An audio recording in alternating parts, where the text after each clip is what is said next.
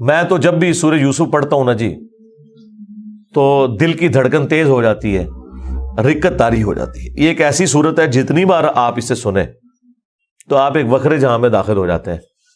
کیا سوز و گداز ہے، ایک شخص جو اللہ کا پیغمبر ہے اسے اپنے بھائیوں سے تکلیف اٹھانی پڑ رہی ہے جو کہ خود ایک پیغمبر کی اولاد ہے، کافر بھی نہیں ہے، اور پھر اللہ تبارک و تعالیٰ انہیں کہاں سے اٹھا کر اس وقت کی جو سب سے بڑی آپ سمجھ لیں امپائر تھی اس کی سب سے کریٹیکل پوسٹ کے اوپر پہنچا دیتے ہیں۔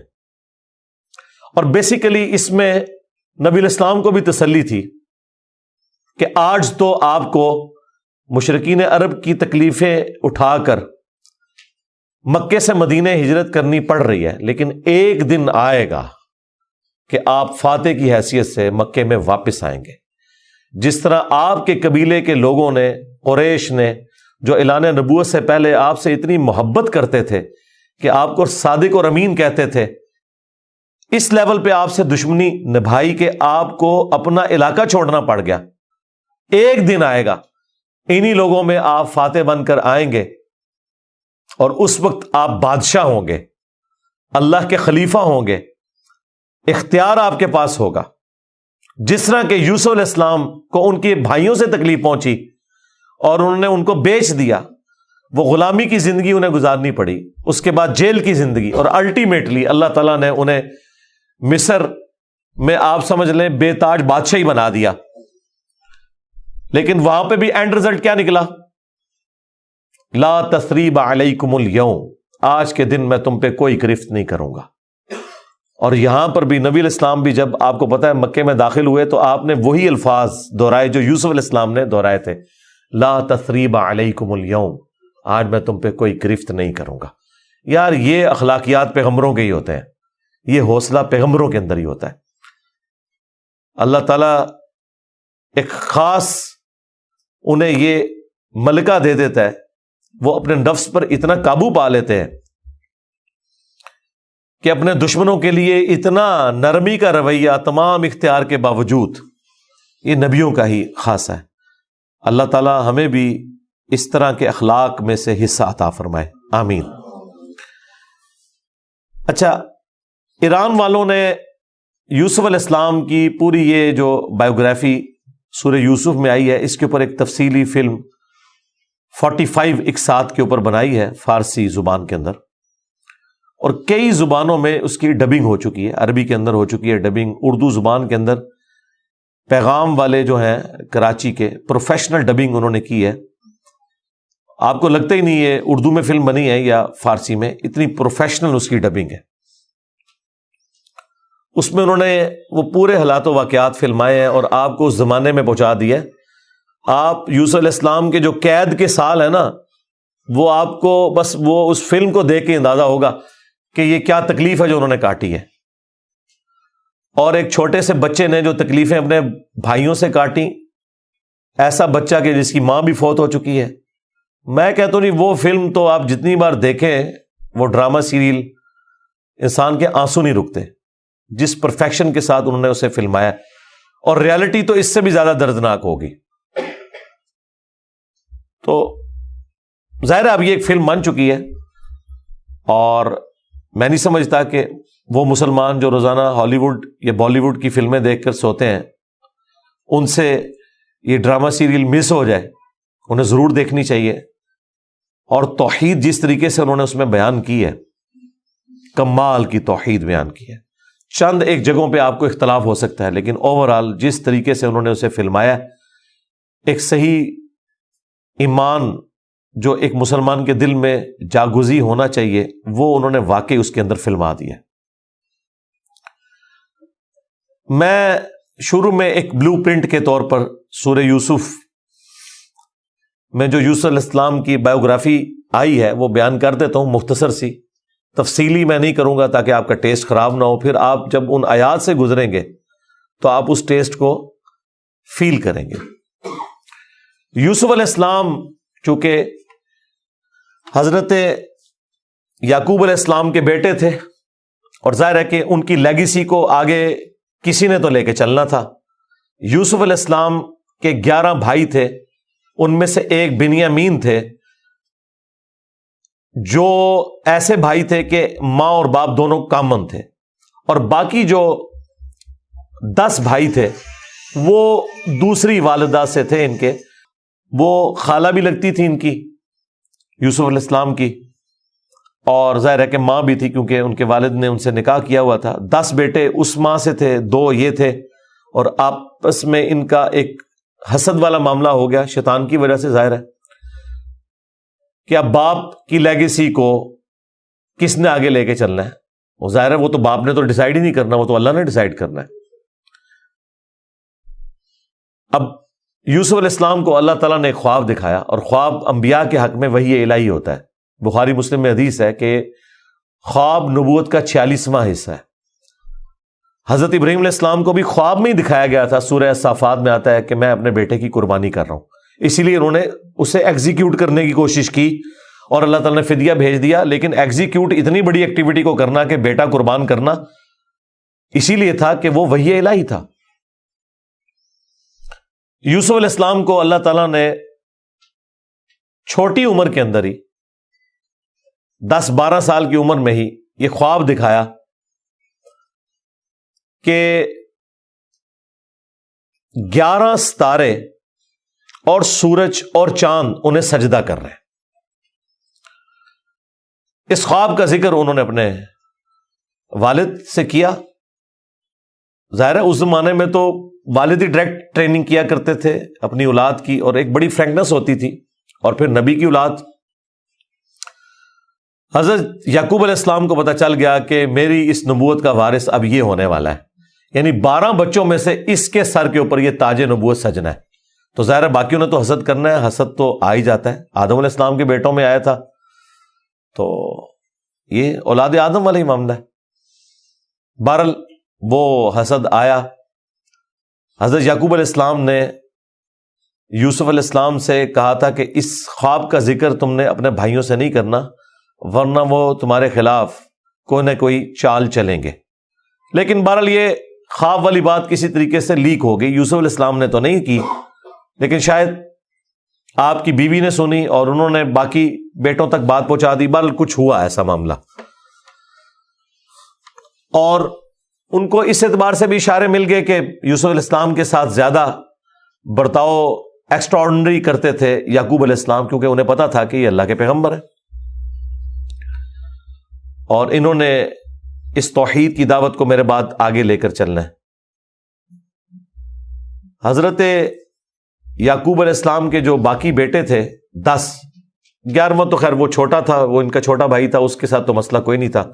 وہ 10 بیٹوں نے اپنے باپ سے کہا کہ ہم دیکھتے ہیں کہ آپ بڑے پوزیسو ہیں یوسف کے معاملے میں، اسے آپ ہمارے ساتھ بھیجیں، یہ بھی ہمارے ساتھ کھیلا کودا کرے، جب ہم اپنے جانوروں کو چرانے کے لیے لے جاتے ہیں تو اس کو بھی ساتھ لے جائیں گے، تھوڑی اس کی بھی آؤٹنگ ہو جائے گی۔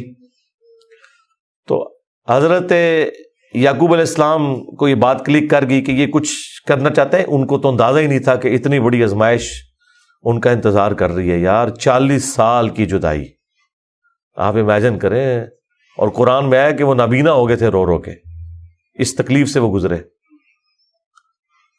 تو انہوں نے کہا کہ مجھے خطرہ ہے کہ تم یوسف کو صحیح طریقے سے دیکھ بھال اس کی نہیں کرو گے، کیئر لیس ہو جاؤ گے، چھوٹا بچہ ہے، کوئی بھیڑیا اس پہ حملہ آور نہ ہو جائے۔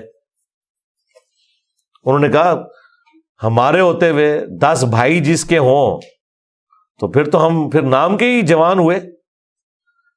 بہرحال وہ تقدیر میں لکھا تھا، ایسا تو ہونا تھا۔ یوسف علیہ السلام نے وہاں پہنچنا ہی تھا جہاں اللہ تعالیٰ نے انہیں اتنا بڑا منصب عطا کرنا تھا۔ وہی ہوا، تنگ آ کے یعقوب علیہ السلام نے اجازت دے دی، وہ لے گئے یوسف علیہ السلام کو، اور پلان یہ بنایا کہ اسے قتل کریں گے۔ لیکن ایک بھائی تھا جو آڑے آ گیا، اس نے کہا قتل نہ کرو، ہے تو ہمارا بھائی، ہم اسے کسی کنویں میں ڈال دیتے ہیں، اور ان زمانوں میں جو قافلے گزرا کرتے تھے وہ کنویں پہ پانی کے لیے رکتے تھے، تو ہو سکتا ہے کہ کوئی نکالے تو یہ اس کے ساتھ ہی چلا جائے، جان چھوٹ جائے، قتل نہ کرو۔ اور اس میں وہ یہ بھی کہتے ہیں کہ ہم اس وقت تو یہ ایکٹیویٹی کرتے ہیں، پھر بعد میں اللہ سے توبہ مانگ لیں گے، اللہ تعالیٰ بڑا بخشنے والا مہربان ہے، جو کچھ بھی ہے تیرے محبوب کی امت سے ہے۔ یہ بھی قرآن میں نقل ہوا ہے، وہی سیم مینٹالٹی آگے چل رہی ہے، بعد میں نیک بن جائیں گے۔ اور انہوں نے ڈرامہ بازی یہ کی کہ یوسف علیہ السلام کے کرتے کے اوپر کسی بھیڑیے کا خون مال لیا اور کہا کہ ہم تو اسے سامان کے پاس چھوڑ کے گئے تھے، پیچھے سے بھیڑیا آیا اور یوسف کو کھا گیا، اور یہ اس کی قمیض ہے۔ عشاء کے وقت روتے ہوئے آئے، رات کے وقت قرآن کے الفاظ ہیں۔ حضرت یعقوب علیہ السلام کو سمجھ آ گئی کہ یہ میری آزمائش شروع ہو گئی ہے، کیونکہ توحید ایک ننگی تلوار ہے۔ انہیں سمجھ آ گئی تھی کہ میں نے اپنے بیٹے سے جو اتنی شدید محبت رکھی ہے نا، اللہ تعالیٰ مخلوق کی محبت کو برداشت نہیں کرتا، ایٹ لیسٹ ایک پیغمبر کے دل میں اس ایکسٹریم لیول کے اوپر جا کر۔ تو میری آزمائش شروع ہو گئی اب۔ تو انہوں نے کوئی بحث نہیں کی، انہوں نے کہا میں صبر کروں گا جو کچھ ہوا۔ ان کو پتا تھا کہ یہ اب اللہ کا فیصلہ ہے، کرنے سے کچھ نہیں ہونا۔ جو کوئی تھوڑی بہت کوشش کی وہ کی، انہیں اینڈ پہ ان کا میں اب صبر ہی کروں گا، جو اللہ اس کے لیے فیصلہ کرے وہی ہوا۔ ایک قافلہ وہاں سے گزر رہا تھا، انہوں نے پانی کے لیے ڈول ڈالا، اور یوسف علیہ السلام کو اللہ تعالیٰ نے قرآن میں آیا کہ یوسف کو ہم نے تسلی دی کہ ایک دن آئے گا کہ تم اپنے بھائیوں کو بتا دو گے جو انہوں نے یہ غلطی کی تھی، ہم تمہیں سرخرو کریں گے، بہرحال ابھی تو تمہارے لیے یہ طے ہو گیا۔ اور ظاہر جبرائیل علیہ السلام آنا شروع ہو گئے چھوٹی عمر میں ان کے پاس، ان کی تسلی کے لیے، اسی لیے ڈھارس بندی۔ انہوں نے پانی کے لیے ڈول ڈالا، یوسف علیہ السلام نے وہ پکڑا اور باہر نکل آئے، اور بھائی جو ہیں چھپ کے یہ منظر دیکھ رہے تھے۔ انہوں نے کہا یہ نہ ہو یہ پھر واپس آ جائے۔ انہوں نے چند ٹکوں کے عوض، چند دراہم کے عوض بیچ دیا، کہا یہ ہمارا غلام تھا، تو بھاگ کے آئے، یہ ہمارا غلام ہے، اور جان چھڑائی اس طریقے سے۔ یوسف علیہ السلام بھی چپ کر کے چلے گئے، انہیں پتا تھا کہ میرے لیے فیصلہ ہو چکا ہے۔ اور کس تکلیف سے وہ مصر تک پہنچے، اور وہاں پہ غلاموں کا بازار لگتا تھا، وہاں بیچنے کے لیے عبرانی غلام، اور پڑھنا لکھنا بھی جانتے تھے، ذہین بہت تھے۔ تو عزیز مصر وہاں سے گزر رہا تھا، یعنی آپ سمجھ لیں بادشاہ کے بعد جو سیکنڈ پوسٹ ہوتی ہے۔ اس نے دیکھا کہ یہ تو شکل ہی غلاموں والی نہیں ہے، یہ کوئی ایکسٹرا آرڈنری بندہ ہے۔ اس نے خرید لیا اور لا کے اپنی بیوی سے کہا کہ یہ میں خرید کے لایا ہوں، اولاد تو ہماری کوئی نہیں، ہو سکتا ہے ہم اسے ہی اپنا بچہ بنا لیں۔ اور یوں یوسف علیہ السلام کہاں دور دراز کے شام کے علاقے جو سویلائزڈ بھی نہیں تھا، بھیڑ بکریاں چرانے والے بدو لوگوں میں سے اٹھ کے اس وقت کی سب سے سویلائزڈ حکومت مصر کی، فرعونوں کی حکومت، آج تک آپ یہ اہرام مصر گیزا کے جو ہے پیرامڈز یہ دیکھ رہے ہیں، یہ ان لوگوں نے تعمیر کیے ہوئے ہیں۔ وہاں پہنچ کے، اور قرآن کے الفاظ ہیں کہ ہم نے یوں اس کے لیے معاملہ آسان کر دیا کہ وہ عزیز مصر کی تربیت میں رہے اور علم حاصل کرے۔ ظاہر ہے کہ وہ کتنی بڑی بڑی میٹنگز ہوتی ہوں گی، جس میں میٹنگ کا ارینجمنٹ کرنا، کھانے پینے کا ارینجمنٹ کرنا، اور ایک خادم کی حیثیت سے باتیں بھی سنتے ہوں گے۔ یوں اللہ تعالیٰ نے ان کی لرننگ کروائی، اور یوں وہ جوانی کی عمر کو پہنچ گئے۔ اب عزیز مصر کی جو بیوی تھی، ظاہر ہے کہ وہ ادھر کا جو ماحول تھا ایک بے حیائی کا، اس کا وہ شکار تھی۔ وہ صرف وہ نہیں تھی، باقی عورتیں بھی تھیں۔ اس کی قسمت مری ہوئی تھی اس اعتبار سے کہ آزمائش سب سے پہلے اس پہ پڑی۔ یوسف علیہ السلام کو اللہ تعالیٰ نے حسن دیا ہوا تھا، تو وہ ان پہ فریفتہ ہو گئی، اور اس نے کوشش کی کہ انہیں برائی پر آمادہ کرے۔ دروازے بند کر دیے، قرآن کے الفاظ ہیں، برائی کی طرف بلایا۔ پہلے بلایا تو کسی اور کام سے تھا، اور اللہ تعالیٰ نے قرآن میں کہا کہ اس عورت نے یوسف کا قصد کیا، یوسف بھی قصد کر لیتا اگر اپنے رب کی نشانی نہ دیکھ لیتا، برہان۔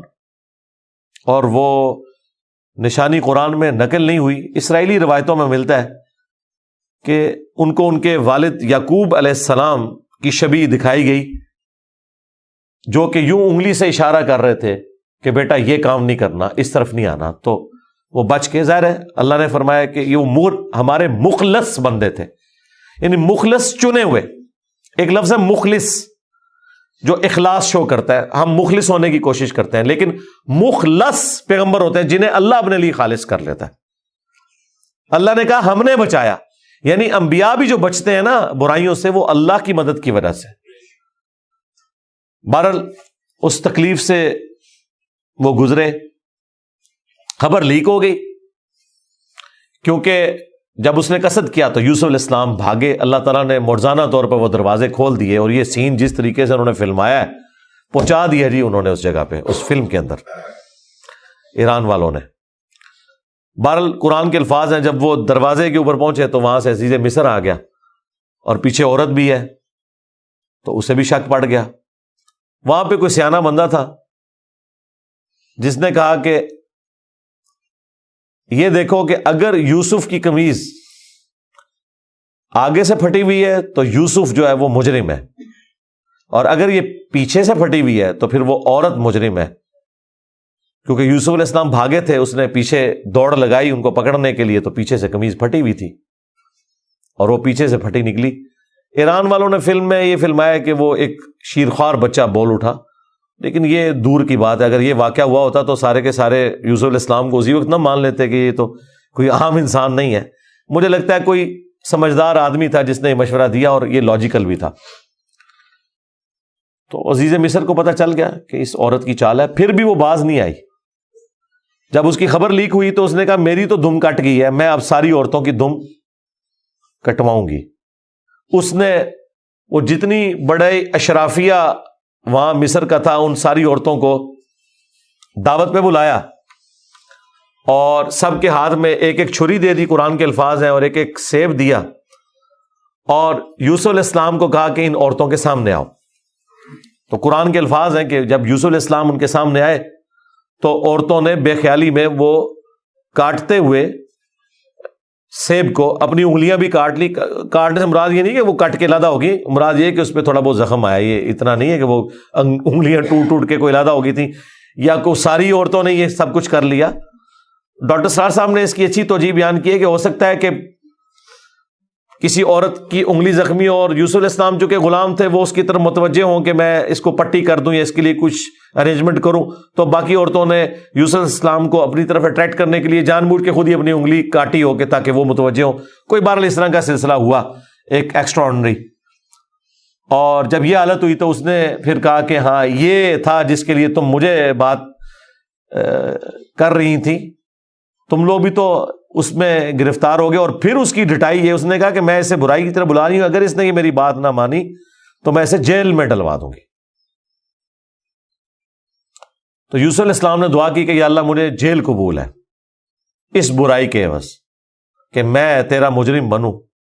دیکھیں کوئی گناہ بھی نہیں کیا، برائی سے بچے ہیں. ہم ہوں تو ہم کہ ہمیں انعام ملے، وہ کہہ رہے ہیں مجھے انعام میں جیل مل جائے کہ میں ان کے شر سے بچ جاؤں. بہرحال پھر وہ بہانہ کر کے ان عورتوں نے جھوٹے الزامات لگا کے یوسف علیہ السلام کو جیل میں ڈلوا دیا. یوسف علیہ السلام بھی راضی تھے، ٹھیک ہے چلے گئے. آلموسٹ 9 سے 10 سال تک وہ جیل میں رہے، اور وہ جیل کا جو انہوں نے سین فلمایا ہے وہ بندہ دیکھ نہیں سکتا. جو وہاں پہ کس پرسی کی حالت تھی بہرحال انہوں نے گزاری، لیکن آپ کے اخلاق سے متاثر ہو کے دعوت توحید بھی وہاں پہ پہنچی. اور اسی دوران 2 ایسے قیدی تھے کہ ان دونوں نے الگ الگ خواب دیکھے، اور انہوں نے یوسف علیہ السلام سے کہا کہ آپ اچھے بھلے معلوم ہوتے ہیں، اگر آپ تعبیر بتا سکتے ہیں. انہوں نے کہا میں اس کی تعبیر جو بتاؤں گا وہ تعویل ہوگی، پھر وہ مقدر ہو جائے گی. اور وہ خواب انہوں نے اپنا بیان کیا. ایک نے خواب یہ بیان کیا کہ میں نے یہ دیکھا کہ میں اپنے رب یعنی اپنے اس بادشاہ کو شراب نچوڑ کے دے رہا ہوں. دونوں کے قتل کے فتوے جاری ہو چکے ہوئے تھے.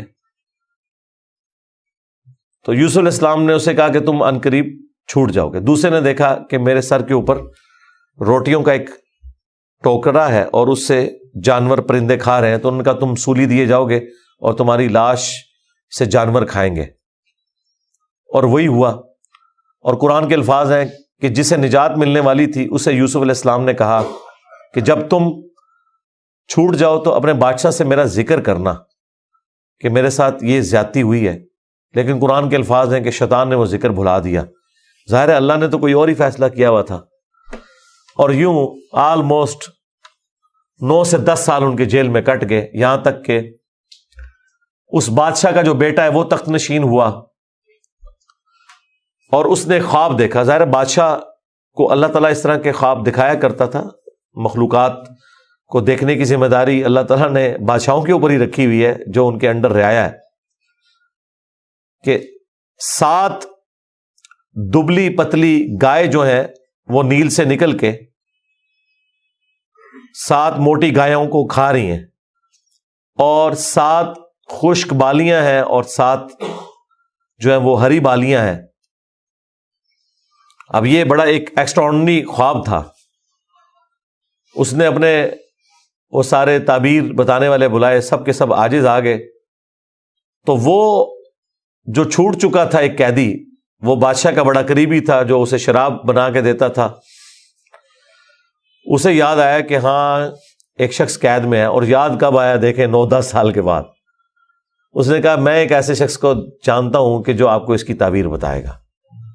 تو وہ بادشاہ نے کہا ٹھیک ہے اسے لے آؤ یہاں پہ.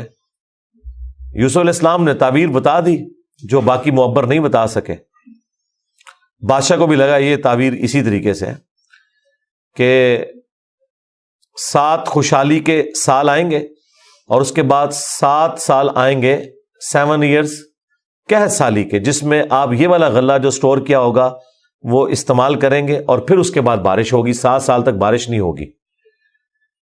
اور ان 7 سالوں کے لیے آپ نے اپنی وہ والی گندم سنبھال کے رکھنی ہے جو ان خوشحالی کے 7 سالوں میں خوب پیداوار ہوگی. تو بادشاہ نے کہا انہیں بلا کے لاؤ. انہوں نے کہا نہیں پہلے میرا وہ مسئلہ حل کریں جو میرے اوپر الزامات لگا کے ان عورتوں نے اندر کیا. پھر بہرحال وہ معاملہ بھی سیٹل ہوا. عورتوں نے مان لیا کہ یوسف علیہ السلام کی کوئی غلطی نہیں تھی. پھر یوسف علیہ السلام عزت کے ساتھ لائے گئے بادشاہ کے پاس, اور انہوں نے خود کہا کہ مجھے وزیر خوراک بنا دے, میں امین بھی ہوں اور ان معاملات کو ہینڈل بھی کر سکتا ہوں.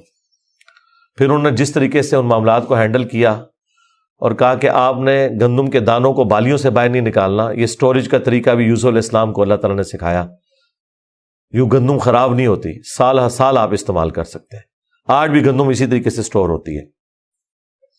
اب وہ قحط سالی صرف مصر تک نہیں تھی, شام تک بھی پھیل چکی تھی.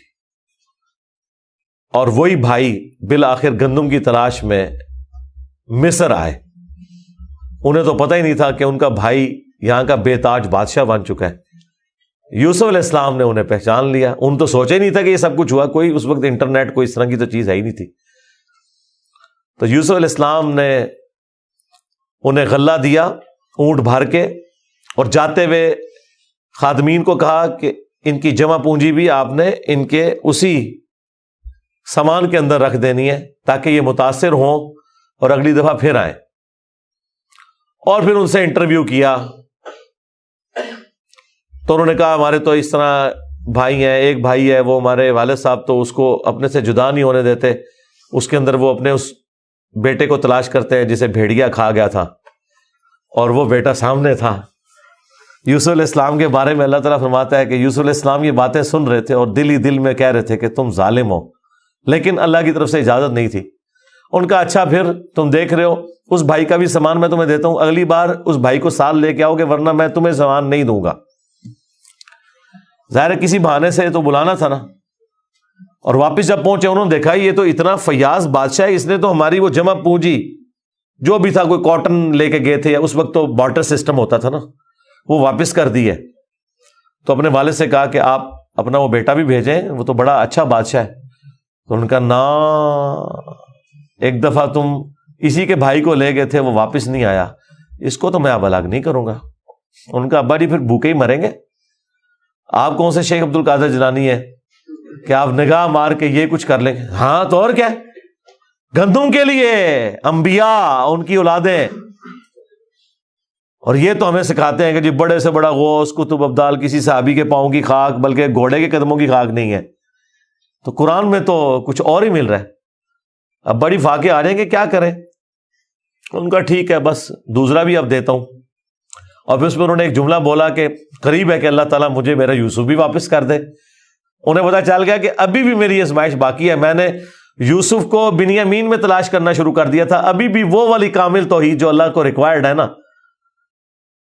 جو پیغمبر سے ریکوائرڈ ہے, ایکسٹرا آرڈنری, والذین آمنوا اشد حبا للہ, اس کا بھی اعلیٰ ترین درجہ.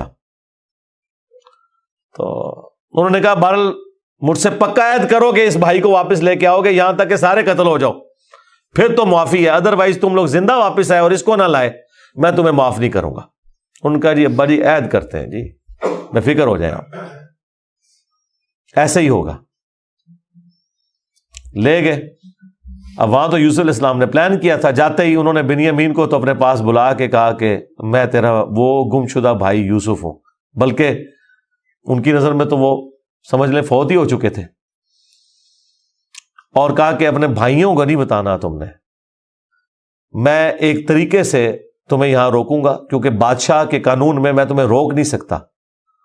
تو اس کے لیے قرآن میں الفاظ ہیں کذالک کدنا لیوسف, ہم نے یوسف کو یہ تدبیر سکھائی تھی, ایک ہیلا سکھایا کہ وہ بادشاہ کا ایک قیمتی پیالہ تھا جو بنیامین کے سامان میں انہوں نے واپسی پہ رکھوا دیا, اور جب وہ واپس جانے لگے تو پیچھے سے آواز لگائی گئی قافلے والوں تم چور ہو.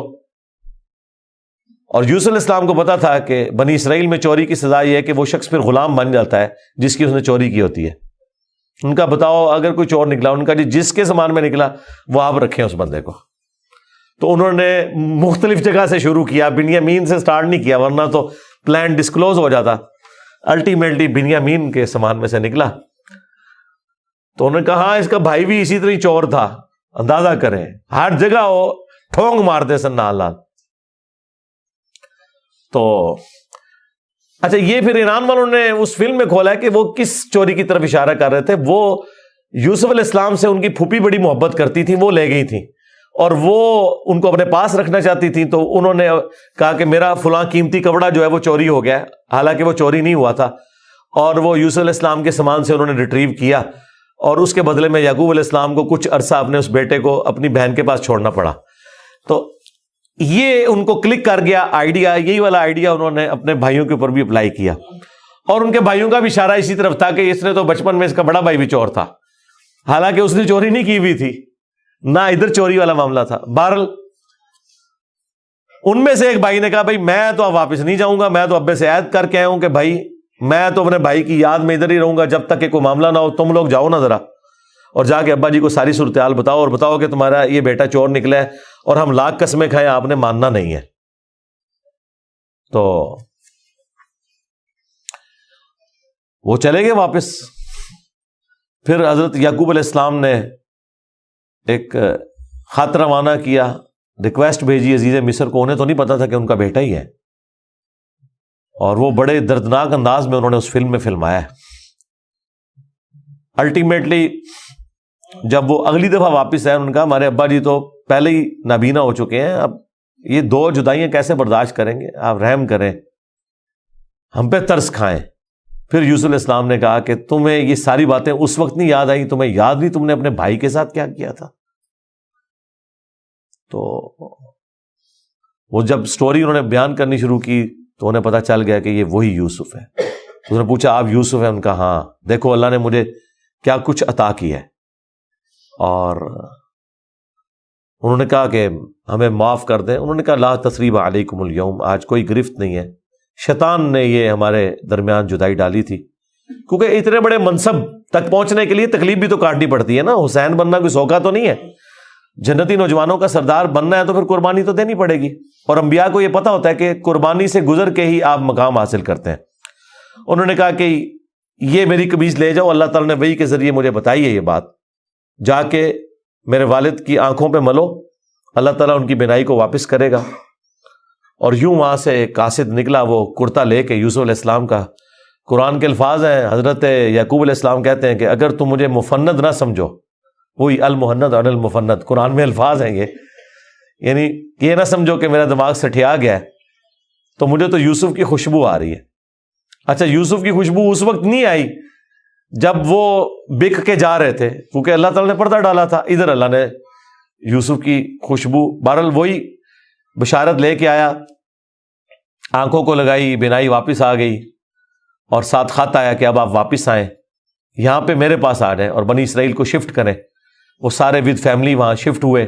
وہاں یوسف علیہ السلام آل نال تھے، انہوں نے ایک قطعہ زمین ان کو دیا، اور یوں بنی اسرائیل وہاں پہ آباد ہو گئے. اور پھر حکومتی لیول پہ رہے، یہاں تک کہ وہاں پہ ایک نیشنل موومنٹ غالب آئی اور ان کو غلام بنا لیا گیا، جو کسی زمانے میں بادشاہت انجوائے کر رہے تھے. اور پھر ان غلاموں میں اللہ تعالیٰ نے حضرت موسیٰ علیہ السلام کو مبعوث کیا اور فرعونیوں سے نجات دلوائی، ایک منجی اور ہادی بنا کے. اور پھر وہ جاتے ہوئے المستدل علاقے میں آتا ہے، یوسف علیہ السلام نے وصیت کی تھی کہ جب کبھی بنی اسرائیل یہاں سے شفٹ ہو تو میری لاش بھی لے جانی ہے. پھر وہ لاش بھی لے گئے، اس پہ میری تفصیلی ویڈیو ریکارڈ ہے، آپ یوٹیوب پہ دیکھ سکتے ہیں. یہ پورے کا پورا ایک معاملہ تھا. اور پھر وہ آخر میں وہی ہوا کہ سجدہ تعظیمی کیا یوسف علیہ السلام کو ان کے بھائیوں نے اور ماں باپ نے. ان زمانوں میں سجدہ تعظیمی جائز تھا، جس طرح کہ آدم علیہ السلام کو فرشتوں نے کیا، اور اس امت میں حرام ہو گیا. ابو داؤد میں اور ترمذی میں حدیث ہے کہ اگر میں سجدہ تعظیمی جائز سمجھتا تو بیویوں سے کہتا کہ اپنے خامدوں کو کریں اس حق کے سبب. ابو داؤد میں تو الفاظ ہیں، ایک صحابی نے حضور کو سجدہ کیا، آپ نے فرمایا سر اٹھا کیا کر رہا ہے، جب میں فوت ہو جاؤں گا تم میری قبر سے گزرو گے تو کیا مجھے سجدہ کرو گے؟ انہوں نے کہا نہیں یا رسول اللہ. فرمایا مجھے کیوں سجدہ کر رہے ہو؟ اگر میں سجدہ جائز سمجھتا تو بیویوں سے کہتا کہ اپنے خامدوں کو کریں. اور یہ سجدہ تعظیمی، سجدہ عبادت ہمیشہ سے اللہ کے لیے رہا ہے. جبرائیل علیہ السلام نے حضرت آدم کو سجدہ عبادت نہیں کیا، سجدہ تعظیمی تھا. ان زمانوں میں ٹو باؤ ڈاؤن بھی ہوتا تھا، جھکا بھی جاتا تھا. ہمارے نبی علیہ السلام پر اللہ تعالیٰ نے جو ختم نبوت فرمائی تو توحید بھی ایسی کامل کی ہے کہ اب یہ سب کی سب معاملات ختم. ختم نبوت کی برکت سے کشف، الہام، یہ سب کچھ ختم غیر نبی کے اوپر، سوائے بخاری مسلم میں ہے مبشرات، وہ بھی خواب. وہ اللہ کی طرف سے بھی ہو سکتے ہیں، شیطان کی طرف سے بھی ہو سکتے ہیں، نفس کی طرف سے. وہ تو وقت پورا ہوگا تو پتہ چلے گا یہ سچا ہے یا جھوٹا ہے. باقی نبی علیہ السلام نے کہا اب یہ نبوت کی خبریں ختم ہو چکی. اگلے زمانوں میں یہ ہوتا تھا، اللہ تعالیٰ غیبی خبریں دیا کرتا تھا غیر انبیاء کو بھی. اور اگلے زمانوں میں یہ بھی تھا کہ سجدہ تعظیمی ہوتا تھا. اللہ تعالیٰ نے توحید بھی اس امت میں کامل کی کہ سجدہ تعظیمی بھی حرام کر دیا، اور اب کسی کے لیے سجدہ نہیں ہے. بل وہ سجدہ کیا تو حضرت یوسف علیہ السلام نے کہا ابا جان یہ دیکھ لیں، یہ تعبیر ہے میرے اس خواب کی جو میں نے وہ بچپن میں دیکھا تھا. سرکار وہ خواب بڑا دیکھا ہے، وہ تعبیر ہوندے اس کا مزہ لوٹنے کے لیے 40 سال کی مشقت، جدائی، وہ بڑی تکلیف دہ چیز ہے. وہ جو آخری سین انہوں نے فلمائے ہیں نا، یعقوب علیہ السلام اور یوسف علیہ السلام کی جو ملاقات والا سین ہے، وہ بندہ دیکھ نہیں سکتا. اس زمانے میں انہوں نے پہنچا دیا جی. جو ایران والوں نے وہ ڈرامہ سیریل بنائی ہے 45 اقساط کے اندر.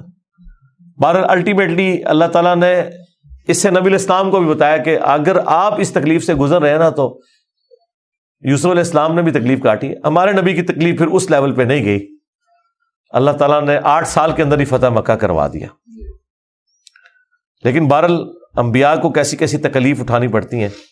یہ واقعات سننے میں بڑے انٹرسٹنگ تو فیل ہو رہے ہیں، لیکن جب آپ وہ فلم دیکھیں گے نا تو آپ کو اندازہ ہوگا کہ جس پہ یہ گزر رہی تھی اس کے لیے کتنی تکلیف دہ چیز تھی. ایک ایک لمحے پہ تکلیف جوڑی ہوئی تھی، اس کو ہم امیجن بھی نہیں کر سکتے.